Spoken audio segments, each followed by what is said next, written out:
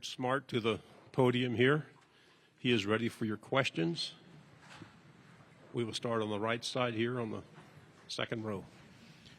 Alex Byington on 3. Kirby, what has Gunnar done maybe since the end of last season that has made him the guy you want to bring here to represent the school, as a potential starting quarterback? Yeah, the number one thing Gunnar does is he leads. He does it the right way each and every day. He commands the room. He works his butt off. And I say all that because, Ryan does a great job too. And those guys are going to continue to compete for things. But Gunnar's one of the leaders of our team. I think you saw that in response last year to when he came in, after the halftime and laid it on the line physically and mentally. And he does that each and every day. So when you look around the room and talk to our coaching staff, Gunnar's been a tremendous passion, energy guy. We talk about that a lot, and he does it the right way. So I'm excited to see him grow and continue to get better. Front row. Morning, Coach. Tony Reese, WTVM out of Columbus. You enter year 10. We talk about the dominance Georgia's had as a whole. You've become the standard, arguably filling that void since Coach Nick Saban has retired. Just kind of how you've been able to really grow each season and just the progression to try to get back to the mountaintop as you've been many times before. Day by day, just win 24-hour windows. We talk about it all the time around our place. I got a tremendous staff, tremendous university. Lucky to have we've got things in the right order between our president, our AD, our staff, retention, and then we've got great young men. So people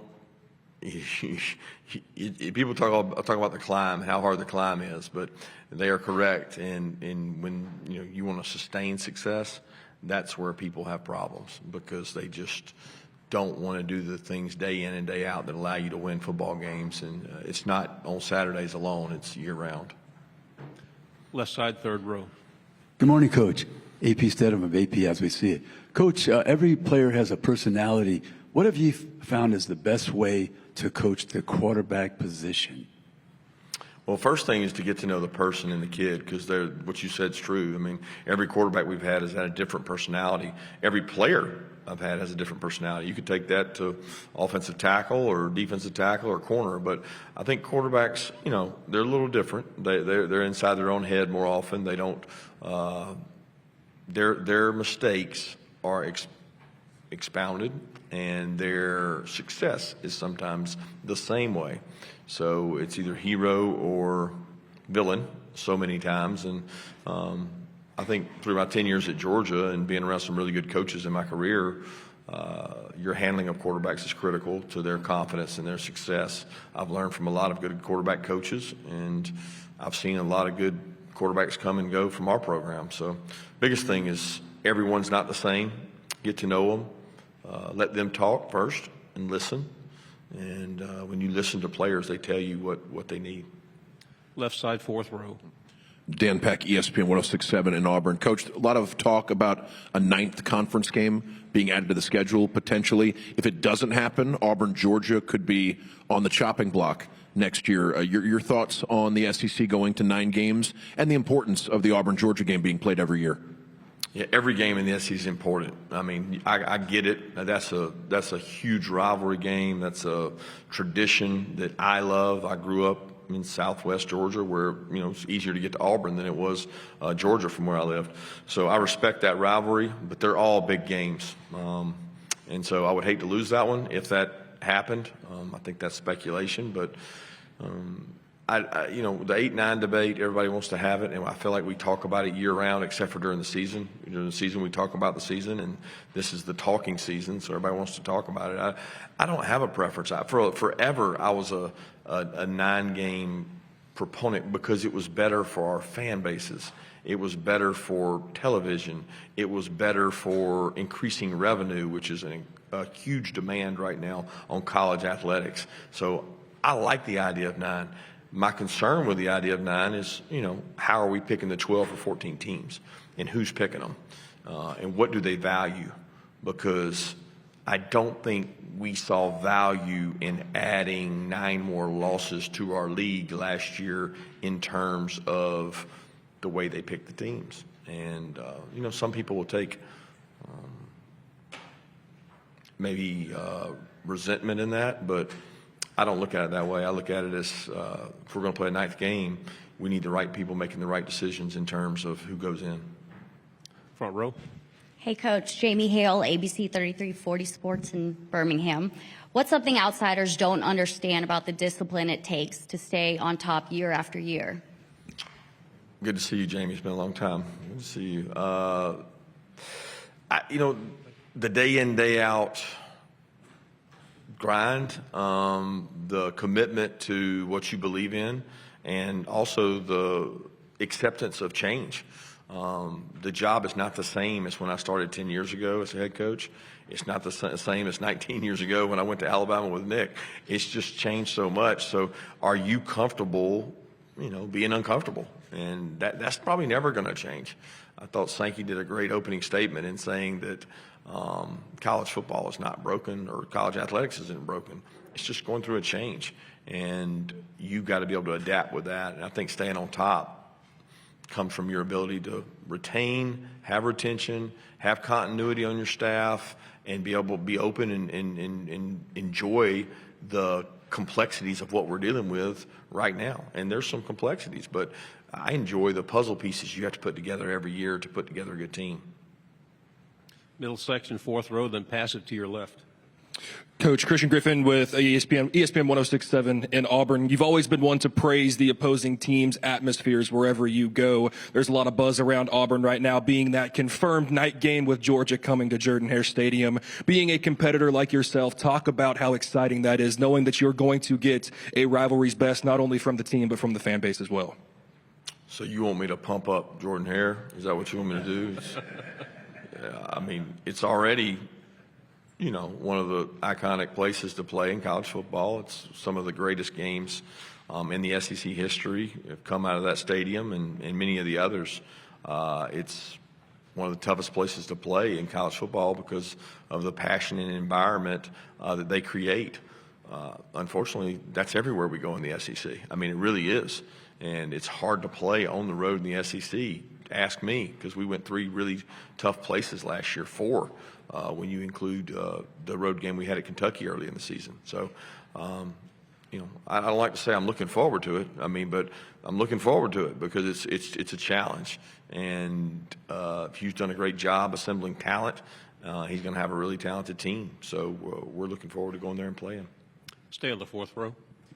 Coach Jacob Goins, ESPN 1067 in Auburn. A position group on both sides of the football, offensive and defensive, that you are expecting to be better from last year to this year, or that needs to be better from last year to this year? Yeah, I don't like the question. I'm sorry. There's not one position group that we don't need to get better at.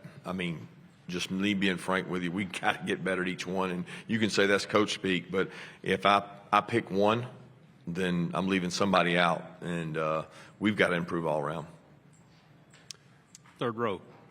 Kirby, Alex Miller from the Bryan College Station Eagle. What have you seen from Noah Thomas this offseason, and how did his prior relationship with James Coley maybe help or impact you guys landing him out of the portal? Yeah, he went through spring, and it was a learning progression for him, learning a new offense. We got a very NFL-style offense in terms of our terminology. It's very similar to what Coach Muckin used when he was here, and then Mike and James and Hartley and all the coaches on our staff have implemented other things and ideas. But the verbiage was important for him to learn. He worked extremely hard. He is a guy that's now starting to show his personality, and you get a little more leadership out of him day in and day out. He's got tremendous size. He's a great kid from a great family, and we've embraced him. We don't have a roster where there's an influx of 30 and 40 new guys from the portal. It's a very small community, so we're very inclusive. We welcome those guys, and I think he's been pleasantly surprised with how well he gets to know his teammates and how well they know each other. In the middle of fourth row. Carlo Brown, WCBI TV in Columbus. Kirby, you and Lane obviously worked together at Alabama, now being opposing head coaches in the SEC. What can you say about maybe the job he's done at Ole Miss, and how much are you looking forward to maybe that revenge game going into this season? Yeah, I think Lane does a tremendous job. Lane is a very detailed, meticulous motivator. He thinks about things much more than he lets on. He constantly thinks about football. It's something that he just he's always thinking of a better way to do things or some kind of way to reach his team. And we talk and share ideas. We're very different personalities, but I think we're also very respectful of each other in terms of the quality of coaching and our backgrounds. I mean, I know his background well. He knows my background well, and we both cut our teeth the old school, long, hard way, and we grew up in coaching families. So a lot of respect for him. And the game's not about revenge for me. I just don't believe in the word revenge. I never have. I mean, it's a new season. We're a new team. They're a new team. On the right side, fourth row. Chair Bates, WNSP Mobile. Coach Smart, earlier to a question, you mentioned quarterbacks oftentimes have very different personalities. Between Carson and Gunner, what are some differences? What are some similarities in their personalities that you like about Gunner? I don't do comparisons real well. I think you got to be careful when you do comparisons. I can talk to you about Gunner and the things I love about him. He's an extreme competitive kid.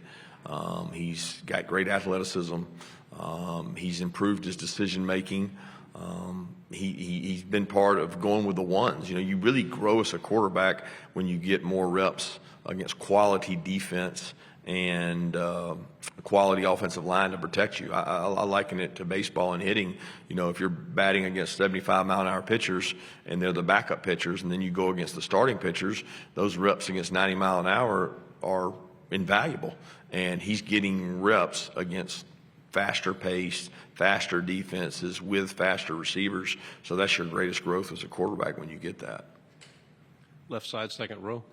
Tyler Shaw with KBTX and College Station. What kind of players, a transfer out of the secondary coming out, Julian Humphrey, for you guys?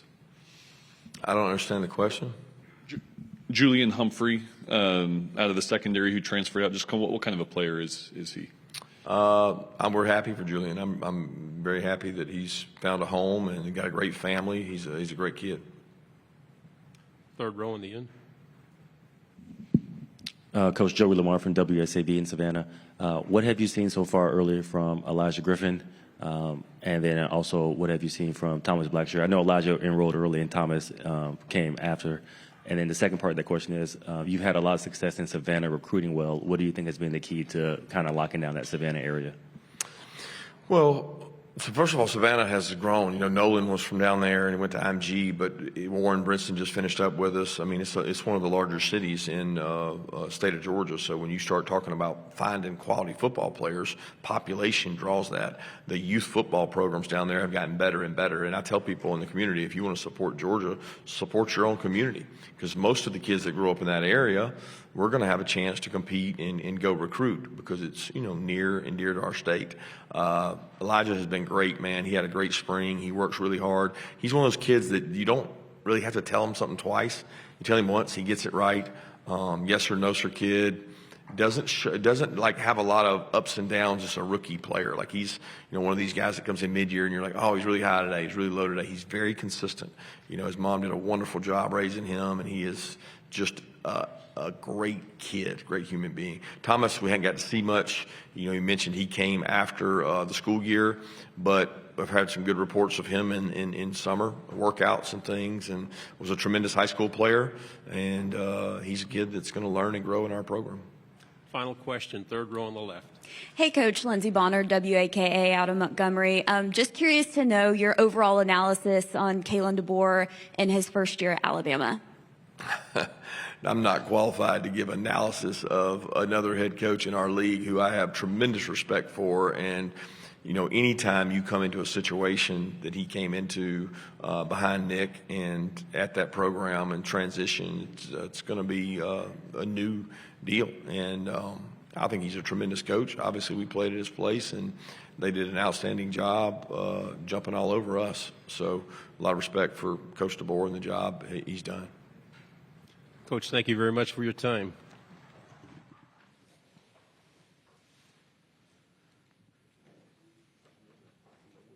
Gunner's early on us, but you got to like a man who's early. So we are ready for him. We're going to start here on the left side, fourth row.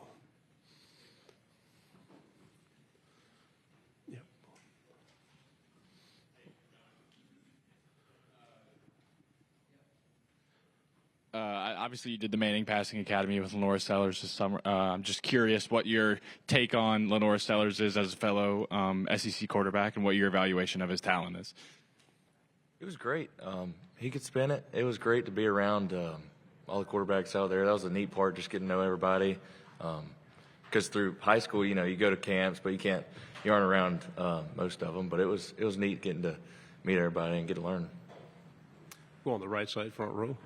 Tony Reese, WTVM out of Columbus. We talk about a man now being a full-time starter, the expected full-time starter from day one. Just kind of your thoughts going into the season, just how excited you are. Yeah, we're really excited about the season. Just we've had a great off season, just getting to know everybody and coming together and really connecting. Stay on the right side, then pass it behind you, if you would. Alex Byington on 3. Gunner, what have you kind of worked on this offseason, whether it's working individually with teammates or getting, leadership tasks? What have you done to kind of earn this spot? For me, just the way I handle myself, I feel like I've shown up just since I've been in college and just the way I live my life. Showing up to work every day and trying to do the right thing and not always being perfect because we're not going to be perfect, but just treating people the right way. And biggest thing, just showing up to work and doing the right thing. Go here in the middle, 4th row. Hey, Alex Miller from the Bryan College Station Eagle. What have you seen from Noah Thomas this offseason as he's come in, just his strengths and how you guys have built rapport? He's been great. He came in with a great attitude from Texas A&M and has done a great job. He's fun to be around, and I'm really excited for the year with him. Go on the right side, 4th row, then pass it out. Hi, Gunnar. Carmen Corley with WTOK and Meridian. Seeing a lot of roster turnover from losing guys to the draft, transfer portal, whatever it is, how are you helping guys buy into the culture you have at Georgia?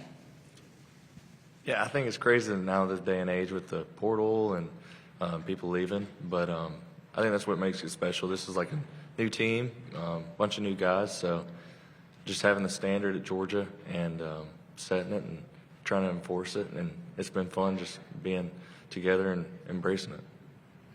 3rd row, and then pass it forward. Hey, Ryan Curley, Dog Post. How quickly were you able to build chemistry with the transfer wide receivers, and where do you feel like you're at in that process? I think going through spring was a big deal, and just having that time because it was about a month straight of just work and practice. So just getting a lot of banked reps and having this off season, just throwing 7-on-7 and working out almost every day, and just spending a lot of time together has helped a lot. 2nd row, then pass it forward. Gunnar, earlier this summer, Kirby mentioned, I think it was down in Destin, he was telling Paul Feinbaum he's sent his criticisms of you to you. What was your reaction when Paul was critical of you this summer, and kind of how did you handle that your coach kind of egged it on? Yeah, I'm not a big social media guy, but yeah, but seeing your coach kind of defend you makes you feel good. But I'm not really worried about what people say. So just ready for the season and can't wait. Talk about it as a guy who's been in the system now for quite some time, just the progression you've seen yourself year to year, and just kind of how you feel like you've improved going into the season. Just as far as your overall progression, how you feel like you've perfected the different part of your game. Yeah, I think just this offseason, always working on something and trying to get better at it. And I can always get better at the little things. And for me, it's been a bunch of footwork stuff and just trying to clean it up and having a set, creating good habits is the biggest thing for me. Right side. Trevor Denton, Way 31. What was going through your mind when you were called upon in the middle of the SEC championship game? And then how do you think an experience like that, being thrown into the fire in that game in the playoff, can help prepare you for a full SEC season as a starter? I think it was a great experience. Just handling the emotions, the ebbs and flows. It was a great experience. I wouldn't change anything. But I'm excited for this new year with the SEC schedule. It's no joke. I'm glad there's a bunch of home games, and can't wait for the first one against Marshall. So I'm excited. Left side, 4th row. Tyler Shaw with KBTX and College Station. Just kind of, to be around some of the, other quarterbacks in the league. Just how would you evaluate just right now kind of how the quarterback play in the SEC is? Yeah, I think it'll be really good. It was neat to have the Manning Pass Academy, getting to see a bunch of guys to throw and be around, but it was neat just seeing them, how they are outside of football too. So. One of those guys at the Manning Passing Academy, Marcel Reed, what did you see from him, just kind of the kind of player he is? Oh, yeah, he's big and physical, and he can throw it really well. And he was nice to be around, and he's a cool guy. Were you surprised at the no-nonsense manner of the passing academy? It's very well constructed just for football. Oh, yeah. It was football. I didn't know what to expect. You know, it was my first time out there. I didn't know if we were just trying to throw the ball the farthest. You know, I saw Joe Milton do that a couple years ago. But it was work being a counselor and putting the guys through drills. And it was a lot of fun, though. Go here on the left side. Cliche is the tight end's quarterback's best friend. Oscar may actually be that for you. Talk about your relationship with him and how that strong position group can be an asset to you guys this year. Absolutely. Oscar, we actually roomed together since our freshman year, and he's a great guy. And tight ends, they can make your life easy. And I'm glad I can call him a good friend. So We have time for one more. Anybody else out there? We'll go another one here. Obviously, we mobbed you at the Sugar Bowl and you had all that attention, but what's this offseason been like being Georgia's quarterback? Have you noticed anything different? Is there more attention? Obviously, I think NIL deals are probably coming out. You're doing an EA Sports, post on your Instagram. What's been different about now being the guy at Georgia? I think it's just a different role. When you look back, I get more attention, in Athens, getting pictures and stuff like that. But hey, that comes with the role, and probably just being more vocal with the team and just enjoying it. I've enjoyed the process so far, and I can't wait for the season. I'm really excited. Governor, thank you very much for your time. Great job. Thank you. Early arrivals today, we have Dalen from the University of Georgia, and he is ready for your questions. We'll start over here on the left side. Good morning, Dalen. AP Stedham, AP as we see it. Dalen, what did you try to improve upon this summer with some of your skills? And also, can you describe Ellis Robinson and his role that he might play? I'm sorry, say the second part one more time? Ellis Robinson, the fourth. Oh, okay. Well, I know what I've tried to improve on is just being more consistent and just really just trying to be more well-rounded, just trying to fix some weaknesses and even work on the strengths even more. And with Ellis, he's a real good player. He brings a lot of juice to the position. I love being around him every day. He's one of my best friends. So. Front row. Morning, Dalen. Tony Reed's WTV out of Columbus, man. We talk about it being another key returner coming back to this defense. Y'all have been the standard for quite some time now. What does it mean for you to be a part of this defense and just kind of how you're really hoping to really enforce the season? It means a lot, I'm really grateful just to be one of those guys on the defense that people see as a leader. So just trying to do a better job at that, just see where I can grow as a leader, where I can help other people on the defense and just help bring everyone together, bring us up and stuff. Yeah, sure. We talk about the success you've had. Georgia's boasted a lot of NFL guys. We talk about Michael Williams and all the guys, Jalen Walkers and everything. What does it mean for you to hopefully one day have your name called and be part of that legacy of Georgia to the NFL? That would definitely mean a lot. So, just really trying to focus on this year, just make sure we do the best we can, and then that'll come with it. Second row, right side. Alex Byington on three. Dalen, what was the self-evaluation of the defense after the year, and kind of what are some of the improvements, the things that you need to, not you individually and as a collective defense, need to do better? I would say personally just I've always been trying to work on doing a better job, tracking the ball in the air. That's something I feel even if you are good at it, that's something you can always work on. And just as a defense, we just, we don't really try to focus on too much from last year. We just want to be, because we don't really have the same type of guy. We have a lot of new faces, so we just want to be the best we can be for this upcoming season. So that's really what we're focused on right now. Left side, fourth row. Tyler Shaw with KBTX in College Station. What was it like playing alongside Julian Humphrey? And what kind of player is Texas A&M getting? Julian was a real good player. He was definitely a good person to be like around, even off the field. Like I feel like when he was here, like when he was at Georgia, like me and we were probably hanging out like every day. So he's definitely like a ball player. He's definitely like athletic. So A&M's definitely getting a good player out of him. Right side. Cody Chaffins with Dog Nation. Even since you were a freshman, Kirby always seems to be loud at you. Like some of the quarterbacks, he may put his arm around, but he's going to he's taking that in-your-face approach with you. How does that make you better? How do you respond to that? And how has that made you grow throughout the years? I think like a big reason for it is just, Coach Smart used to play DB, so like he really has like different expectations, I would say.